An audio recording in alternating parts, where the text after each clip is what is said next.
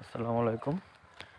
তো আজকে স্কুল যাওয়ার পথে ভাবলাম যে একটা ব্লগের মতো করি। ফার্স্ট ঢুকে গেলাম এবং সাথে আমাকে যে 6 পদের ভর্তা দিল, যে এখানে রসুনের ভর্তা, ডালের ভর্তা, কালিজিরা, কলা এবং শুটকির মতো হালকা আছে, পেঁয়াজের এবং টমেটো ভর্তা এখানে দিয়ে দিল, খুবই মজাদার।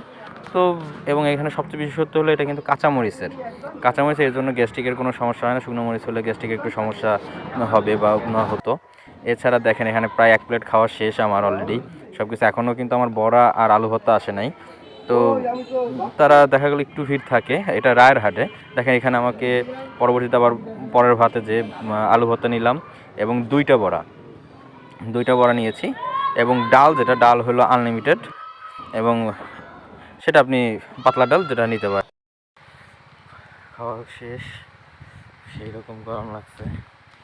তো এখানে 6টা পদের ভাত নিয়ে টোটাল করা ডিটেলসটা আমি একবারে সংক্ষেপে বলে দেই যে আপনার টোটাল 7টা আলু, তারপরে শুটকির ছিল হালকা, সাথে আবার আপনার 7টা আমি ডিটেলসে বলে দিচ্ছি যে সাথে ডাল, 2টা বড়া, সব মিলে খরচ হয়েছে মাত্র 65 টাকা।